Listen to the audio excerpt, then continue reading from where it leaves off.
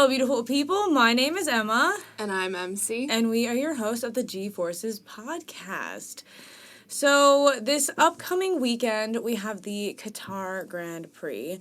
And normally we do Driver of the Week based on either it being a person of that country or that track being an important place for them.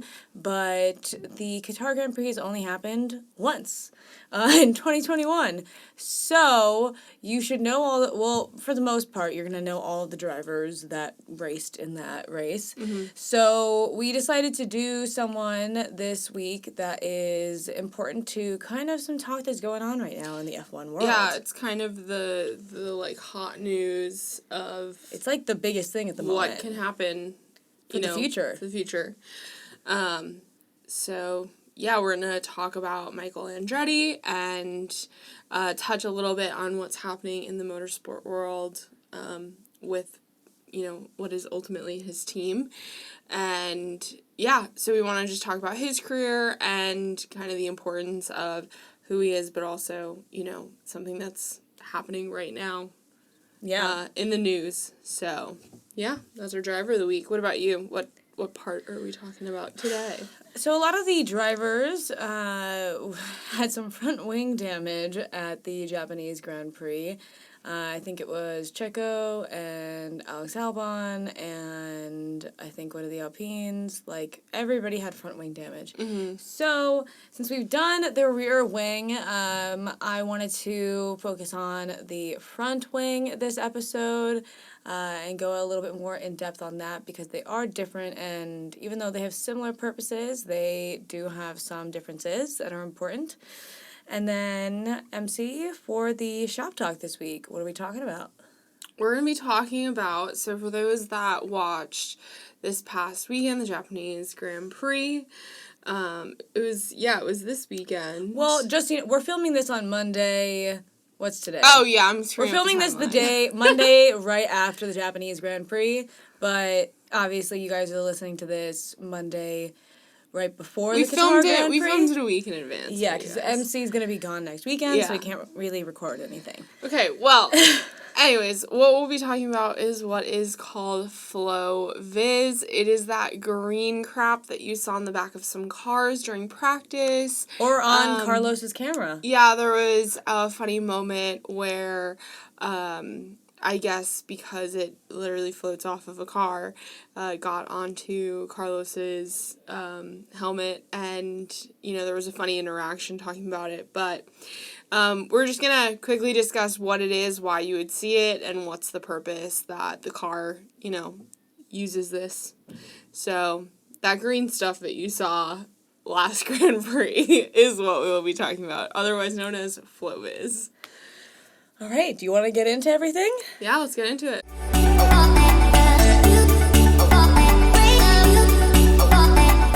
All right, so Michael Andretti was born October 5th, 1962 in Bethlehem, Pennsylvania.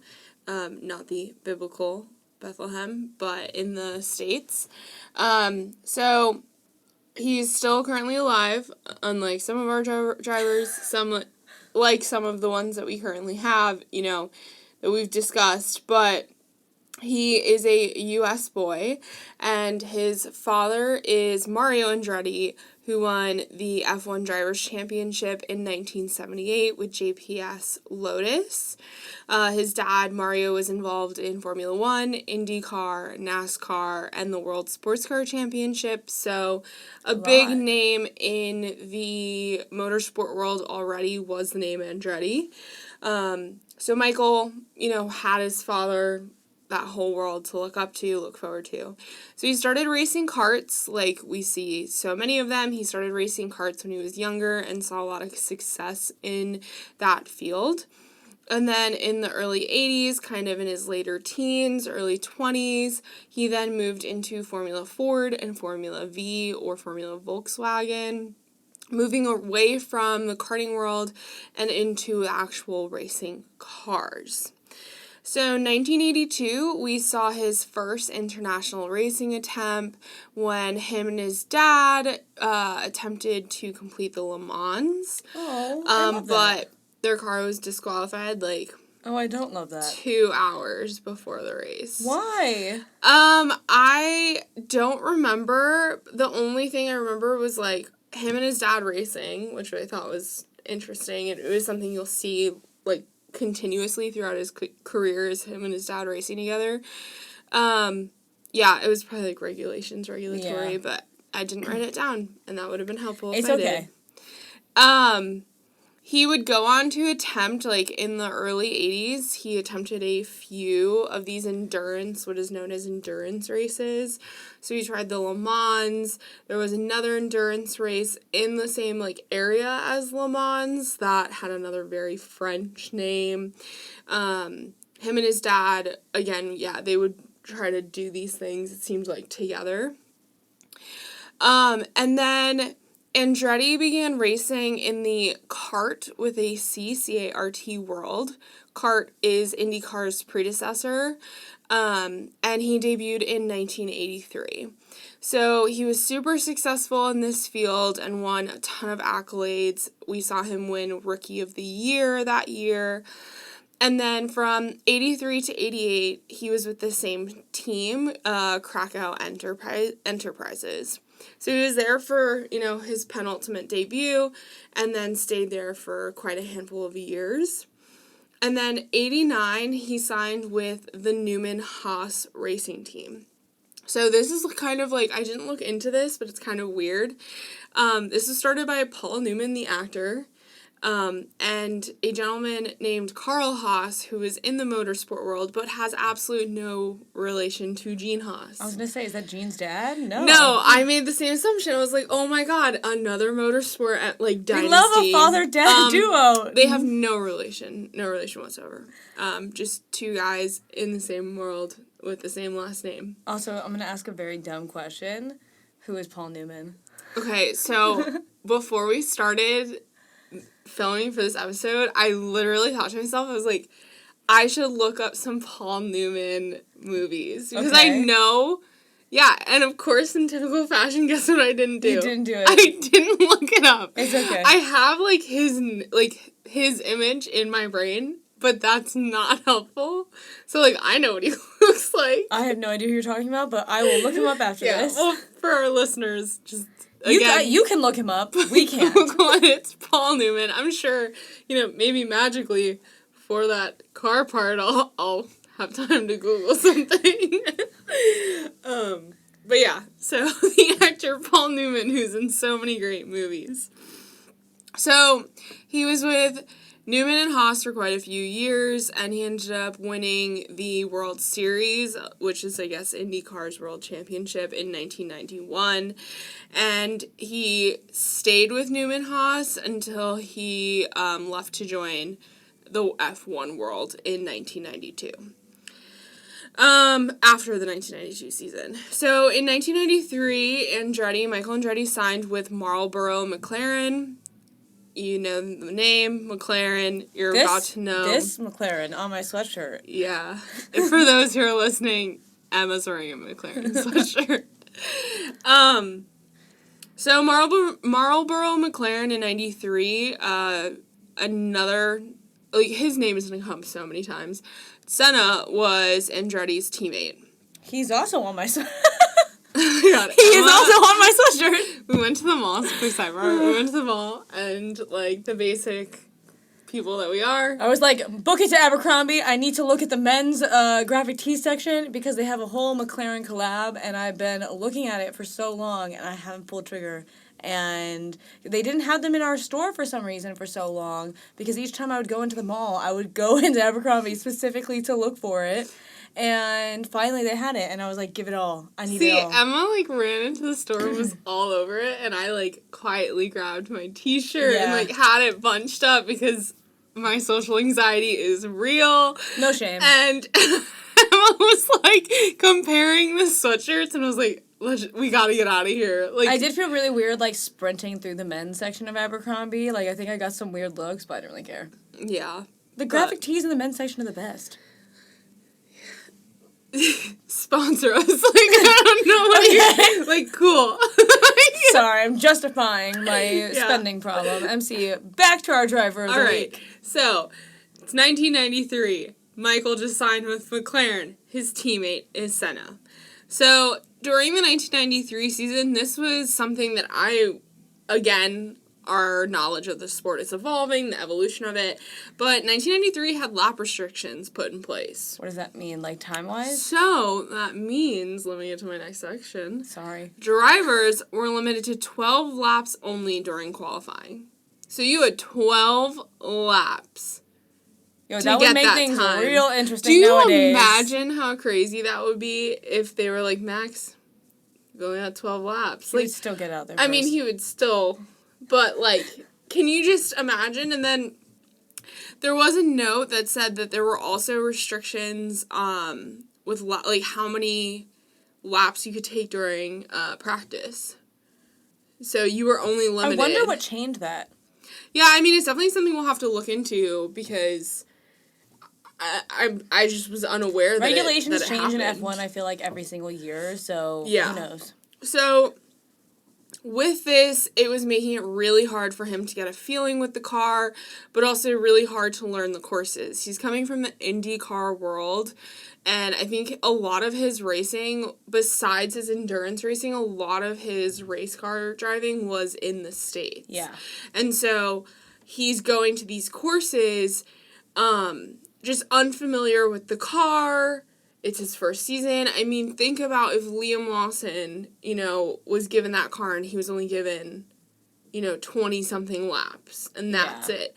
Like, the thing with Liam Lawson is he's raced at a place like Suzuka. Yeah.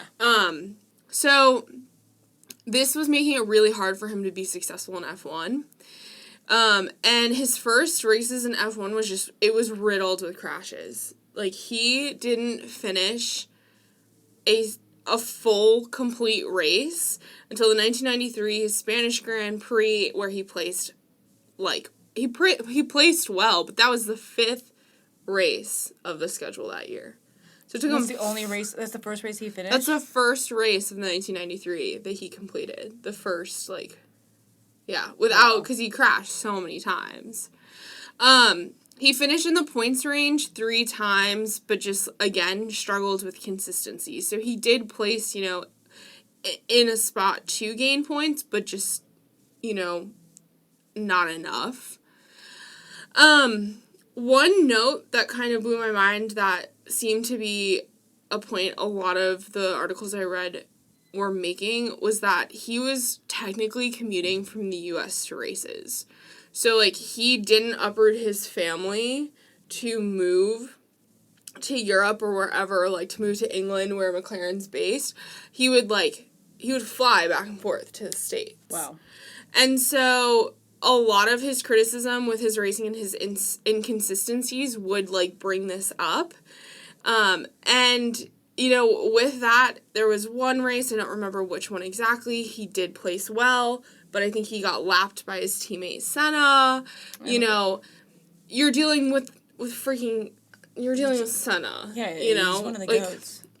So he didn't end up finishing the season, and Monza was his last F1 race.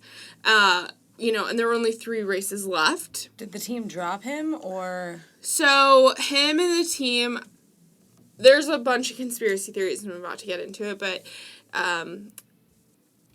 I think what came out in the press was that they separated amicably, was the vibe I was getting from the articles. But there are some conspiracy theories that Andretti was forced or even sabotaged by McLaren so that they could put their test driver... Mika Häkkinen into Andretti's spot. So, Häkkinen was the test driver. He was living in Europe. He was able to, get the laps in. I think he was just a little bit more available from the accounts that I was reading, that he was able to kind of nurture those relationships, not only with the car, but with the people you're working with. And maybe that was the downfall. Maybe, it wasn't gelling. I don't know. I wasn't alive yet. Yeah. with his departure of F1, Andretti returned to the IndyCar racing season, joining Target Chip Ganassi Racing, and he was super successful. I think he placed really well in his first showing back. He would then go back to Newman Haas in 95, and it wasn't, like an incredible season. He was able to score points, so I think he finished 4th that year in IndyCar, but I don't think he was able to have, like, the success that he did earlier on. He would stay with Newman Haas until 2001 when he went to Team Green. I think Newman Haas, for some reason, weren't doing the Indy 500, and it was, I think, it's an Andretti favorite. So he switched to a team that was. I don't think he did great, he didn't, it wasn't anything to write home about. And then he ended up leaving IndyCar in 2002. So while he retired, he never fully retired. He would always come in and do races. He would do racing with his dad. And he also stayed in the world of motorsports by investing in teams and ownership of cars. So he bought into his last IndyCar team, Team Green, and they became Andretti Green Racing in 2003. Eventually, the team would be known as Andretti Autosport, which is apparently rebranding to Andretti Global. Yeah, they launched that a couple weeks ago. Leads us into the big news. So, Andretti Autosport, otherwise known as Andretti Global as they rebrand, is the final team out of the 4 applications that the FIA is reviewing to enter into Formula One. In 2025 is when they would start. Yeah, so... Sorry to interrupt. I will say I think it's a weird year for them to have new teams come in because 2026 is when all those new car regulations come in. And so to have a team come in and try to start all of these new things and then everything change in 2026, it's kind of like, why wouldn't you have them just start in 2026, Yeah, I'm not sure how, like, the board and all that, like, the timing of it works. Yeah. I don't know if it's just the fact that, like, it's expenses, like, it takes that long to get everything in order. Yeah. But Andretti Autosport has partnered with General Motors brand Cadillac, and they're placing their hat in the ring. To become an F1 team. So, some of the negative standings that I've seen is that, according to an article I read on motorsport.com, the CEO of F1, Stefano Domenicali, has said that a new team is not needed unless it brings additional value. So it's not like there's a seat or a spot that needs to be filled. There's no hole in it. It's not like they're going searching for a new team. No. But if a new team brings them an interesting and valuable proposition, then they'll think about it. Yeah, and then the other thing is that... Oh, sorry. I was just going to say, I think that... Or wait, no. I'll wait for you to finish, and then we'll have some thoughts. Okay, yeah, this is my last, like, written down note. Sorry. And then we can just shoot the shit. Go for it. It's something that I've seen before before the Andretti news came to my, field of vision, but there's been outcry that the $200 million entry fee is not enough. So the $200 million is a fee that you basically... I think, like, you end up getting majority, like, you're not just, like, the money doesn't disappear, but it's $200 million to even be, you have to have that amount of money. It's a financial kind of security blanket. You have to be able to prove F1 is really, really expensive, and so... Well, it's like you're getting, a mortgage on a house. You have to be able to prove that you can afford it, and same thing with this. You have to be able to prove that you can afford a team. So, but certain teams and certain people on the teams believe that $200 million is not enough, and there have been outcries to raise the entry fee from $200 million to $600 million, and so that has been called into question that, people want that higher entry fee, is bringing Andretti in now before that higher entry fee is put on the table. Like, is this the right move and the right time? So there's actually there were 4 teams that put their hat in the ring for a potential 11th team bid. And one of the teams was that they were three of them were just told that it's not going to happen, and Andretti is the only one who has made it to the final stage. Yeah. But one of the three teams that was told it's not going to happen is an Asian team who had a Florida man I investor, saw the same article, and he was willing to like put up $600 million for it, and they still got shot down. I'm guessing that because there were a few different factors that you have to bring to F1 to even be considered. So you have to show that you are willing, like you have to show how you're going to make sure that you hit the net zero and sustainable points by 2030. You're going to show how you can actually bring something special to the sport and valuable. So there was a lot involved. But the thing that I had wanted to say was before, one of the things that, what's his name, Stefano Domenicali, about how he said that an 11th team is not needed unless it adds value. I think, yeah, we do have an American team with Haas right now, but I think Andretti is a bigger name that most people in motorsports know. They're in a motorsport empire. Yeah, like I mean, so even many. to list a few, Andretti has teamed racing in IndyCar, Indy Next, Formula E, Extreme E, IMSA, and they also have stuff with Australian supercars. Their Australian supercars is somehow involved with Zach Brown, the CEO of McLaren Racing. So there's connections there. I think they're bringing in an American audience if they do end up getting an F1 team, because they have a huge American support group or like support team, fan base, whatever now. And so I think that's probably what they're going to bring in, and that's what F1 wants. They want it to expand to America. Yeah, I mean, there's been a huge push in, like, the one thing, you've seen it with Logan Sargent, you've seen it with Haas, is that they want this American fan base. Yeah.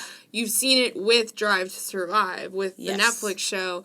You've seen the amount of people who it's brought into the show. And so I think to have this huge kind of motorsport empire come in, and they've been successful in the Yes. leagues that they've been in. I also think that there's like a family history, an ownership history, and I mean, he was an F1, even though it wasn't a full season, he was an F1 driver. He knows how it goes. his dad was a driver too. Yeah, you know. He's kind of grown up in the motorsport world, so I think it makes sense. Yeah, and I mean, to see that GM partnership too, you have that It's another as well. American name. Yeah, so it'll be interesting. I don't know when we'll know, but it's just an interesting side of, adding an 11th team. So that's actually leading me into my last point. What do you look at that? So one of the problems that I saw when I was reading articles on this, that the teams seem to have, not every team, and I don't think it's all the team principals, I think it might just be a handful here and there. So if you add an 11th team, basically each team receives a portion of the prize pot gained from the sale of the sports commercial rights according to where they finish in the Constructors' Championship. Which makes a lot of sense actually, because up until this point I was really thinking they were just racing and spending money and they were making money from brand sponsorships, and that's how it was going. And like when it comes to like making money, it was like coming from the sale of tickets and stuff like that. Mm-hmm, yeah. I didn't realize that there was an actual cash prize. Like, I don't think an NFL team, when they win the Super Bowl, wins an actual cash prize. But anyways. I don't know football. So. But in this case, if they add an 11th team, it will dilute the pot a little bit, so each team will get less money than they're used to. And so I think some teams are mad about that because they're like, we need this money. And so we'll see how that goes. I mean, when you have some of these smaller teams, every dollar bill counts. So, I know. I've seen things about how people feel like 20 cars on the grid is the perfect amount. It's enough that there is that level of, oh my god, this is car racing, but also it's a safety number. I don't know if adding 2 cars is really going to make that big of a difference, but it's going to be interesting to see if we get another one. Yeah. I guess we'll see. But that's Michael Andretti, his career, and kind of why you'll probably hear his name a little bit in the next few weeks, I'm sure. So that's my driver of the week. So next I am going to talk a bit about the front wing.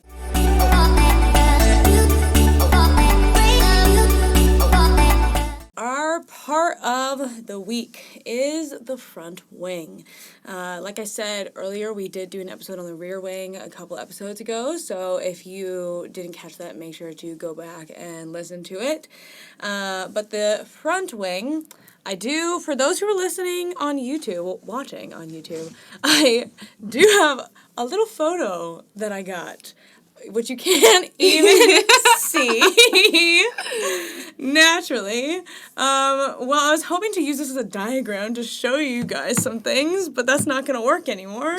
If you couldn't tell by the sound quality, this is a work in progress. We are learning and living. If I can somehow figure out how to edit the photo onto the screen, I will definitely try to do that. But anyways, it's not going to work out for those even listening on the podcast anyway, so it's not that big of a deal. Front wings. They're similar to the rear wing, obviously, by creating downforce so that the car actually stays on the ground and doesn't lift off. The picture of that in my mind is still hysterical.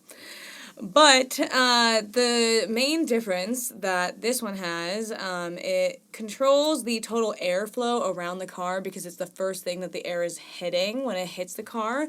So it governs the overall aerodynamics of the car.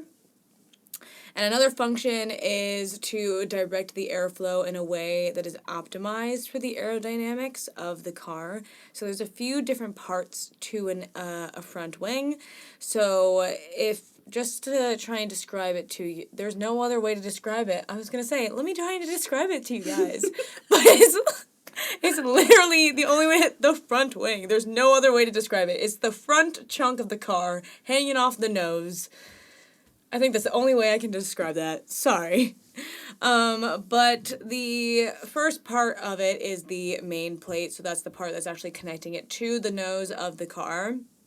And it runs the length of the car and is, my notes goes, and then is suspended from the nose. I've already said that part. I feel like I'm chaos this episode. It also has airfoil similar to the rear wing. There's nothing really else to add there, but there is a maximum of 4. There was at one point, people would put 9 airfoils, which, trying to imagine, I couldn't find photos of it, but, imagining 9 layers of carbon fiber just feels ridiculous to me. So 4 is the maximum you can do now. And then the other 2 main parts that you'll see on a front wing is the cascade. So when you get closer to the ends, like the sides of the front wing, you'll see a bit where it's kind of like an elevated portion that looks like a little mini wing on top of it. That's called a cascade. So it's a lifted airfoil to help eliminate turbulence from the front tire. And so it basically is trying to lift the air so it goes above and over the front tire, because if you have air disturbance to the tires, which are not made to be very aerodynamic, then that air is going to slip underneath the car and hit the floor of the car, and then it's just going to be not fun for the driver. It's not going to be very safe to drive. It's not going to go fast. And so then the other part of the car that you'll notice is the front wing end plates. So at the very edge of the sides, you'll see 2 pieces, one on each side, carbon fiber, just standing up straight. I have seen end plates drop down before. Am I going crazy? Like, hit the floor? No, like, okay, I couldn't find anything about it online, so maybe I'm imagining something, but I've seen, like, end plates, like mechanically go down when they're, like, in a turn or something, but maybe that's another part that I'm, like, mistaking it with. It might just be the way the suspension works in the car. Yeah. Like the tire. But an end plate... We're not mechanics. Yeah, I'm not a mechanic. We don't know cars. I'm just trying to learn what an end plate does. And so teach this you. is the best that I can understand it, and hopefully you can understand it too. We'll post a picture and a diagram on our socials to force you to follow and look at our socials. So Emma is slowly losing it this episode. We're almost there. So their position and shape can significantly improve the overall aerodynamics of the car. I think it's basically used as like an air tunnel so that all of the air is focused in the correct spots so that nothing hits the floor of the car. Because from what I could tell, it seems like air can very easily hit the floor of the car if things are not positioned correctly. And so that's really the main purpose for it. Those are the main parts of a front wing. The reason why I decided to talk about the front wing, again, is because so many people had a lot of damage to their front wings, and it's one of those quick parts that you'll see. If it's just a front wing damage, then the teams typically have replacement front wings, and they'll just pop it off and put a new one back on during a pit stop. Checo for the Japanese Grand Prix. It was like 3. It was 2 or 3. Yeah.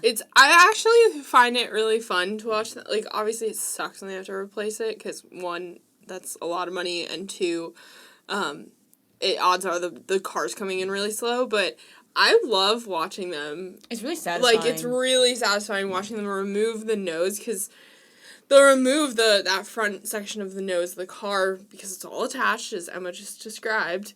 And, I don't know, I like it when it happens on pit stops. Because it's so smooth. I agree. But really, again, the main points of the front wing, just to keep some downforce, the car is not lifting off, and then to control the aerodynamics of the car. I had no idea that it had that much big importance. Yeah. I just thought it was helping keep it on the ground. So, interesting to hear that all the bits and bops on it do a lot more than I thought it did. The bits and bops? I think it's bits and bops. I don't know, man. I'm losing it tonight. It's been a long day. It really has. I didn't take a nap, so. Yeah. Anyways, we got our shop talk coming up next.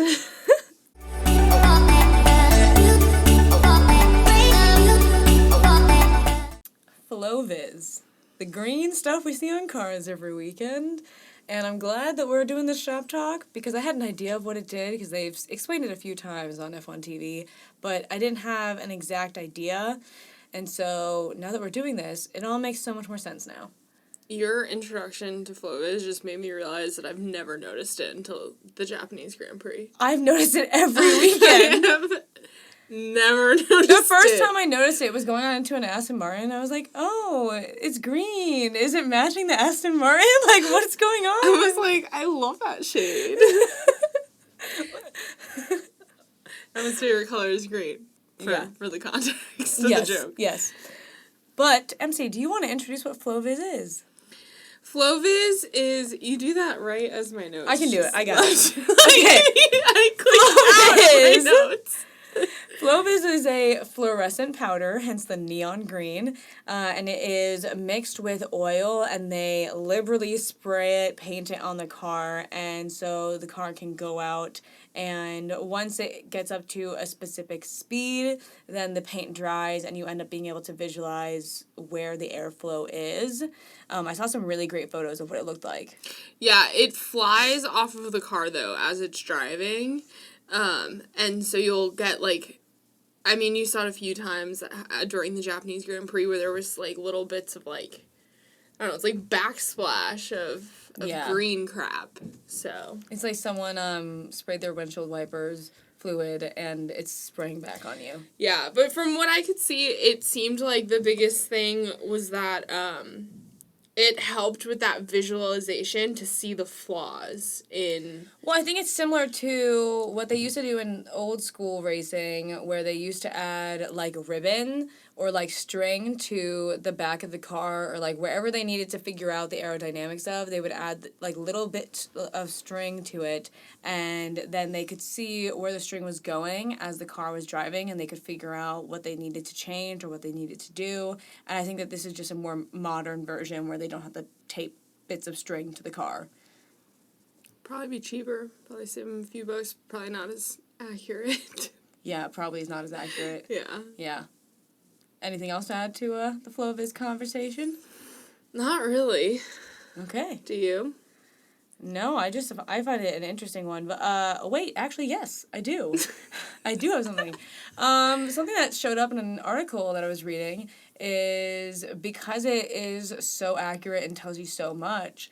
When a car is coming back into the pit and back into their garage, when it has Flow-Vis on it, the team puts up like panels and is like quickly trying to shove the car into the garage so that other teams can't see it, because then it basically reveals like all of your secrets of your car to the other teams, because it's telling the teams like where they're successful aerodynamically, where they're unsuccessful, Yeah. and it's telling them a lot. And so like, if you ever see a car go back into their garage, go back into the pit and then wheeled into the garage when they have Flow-Vis, I think it'll be interesting to see like how quickly they actually get wheeled in, because I've never really paid attention that deeply. I mean, it makes sense. Like, when a car crashes, think about the black sheet they put on it. That's true. You know, like, every bit of data, every bit of information. I mean, even there was a team that I feel like it was this year that it happened that they didn't cover the car, and the mechanics and the engineers like freaked out because everyone could see. It was Monaco Checo crash. His car was lifted up by a and everyone crane. could see the You floor. could see the entire floor. Yeah. And there's photos everywhere of it. So think about that. Like, if they're protecting, like, the freaking floor of the car, why would they... Yeah. You know, there's so much secrecy and... Yeah. Yeah. But that is because it was discussed a lot during practices, the past Japanese Grand Prix. You saw it affect Carlos Sainz, who got a full face of it. So just something to pay attention, another aspect of just data collection, another layer of data collection. Yeah. So that's really it with when it comes to Flow-Vis for me. So in between our segments, I looked up Paul Newman. And, Cars, the movie that you've quoted before. Yeah. He's Doc Hudson. No way! Like, besides Lightning McQueen, like, the main dude. Does he play Doc because of his connection to the motorsport world? Because I know a bunch of the F1 drivers are in the other Cars movies as well. Maybe, Emma. I'm in the mood to watch that this weekend. I might do that. They're Okay. great! Well, I never finished Cars 2. No. I've watched Cars 1 like a million times because it's a classic. Yeah. But the second we heard F1 drivers were involved, it was like... I gotta watch it. Gotta rewatch it. So, shout out to Pixar. Doing great things. Yeah, they really are. Except making me cry during half of the movies, but... I didn't cry during Cars. I think I cried during Cars. About Doc Hudson's life and... his crash and how he couldn't drive anymore. I'm getting emotional just talking about this. Is it really resonant? Like, do you feel like I'm like tearing up right now. Emma's are tears of sadness, and I'm just laughing. Yeah. Well, that's it. Sorry, this is chaos. I hope you guys enjoy this episode. Sometimes you need a little bit of chaos in your life. You know, as long as you walked away either learning something new or laughing. That's all that we want. That's all that we want. Yeah. Unless you shut us off before you hear this, then... That could happen as well. That's okay, too. Well, we hope you guys liked this episode. The Qatar Grand Prix is this upcoming weekend. I'm pumped. I'm excited, especially because it's at a normal time for us here in the Central Time Zone, and we get to sleep in a little bit, and we don't have to wake up at midnight to watch the race. The only other race that's going to be like that, where we got to wake up at like 1 a.m., is Vegas. In our own country, they're doing it to us. Makes me so mad. At least the other U.S. Grand Prix at COTA is at a normal time. So, but yeah, that's really all that I have. I'm excited for the Qatar Grand Prix. It's the second time that it's ever going to happen because last year they couldn't have it there because of the World Cup. So it'll be interesting to see what happens this time, especially because people don't have experience there, really. I mean, it's a very even playing field because, again, it's only happened one time. Yeah, I mean, we're in another section of the world. It'll be interesting to see environmentally how the cars do.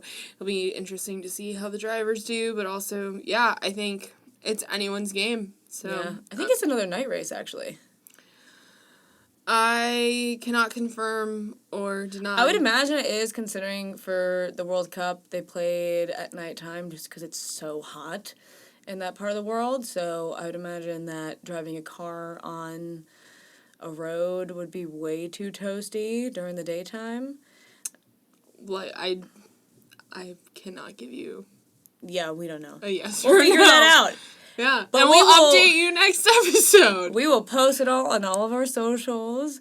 Make sure to obviously follow us on all of the things, Instagram, TikTok. Check us out on YouTube if you haven't yet. I think that's really everything right now. Yeah, that was an incredibly long outro, so. Sorry. We hope you guys enjoyed. All right, bye guys. Bye, guys.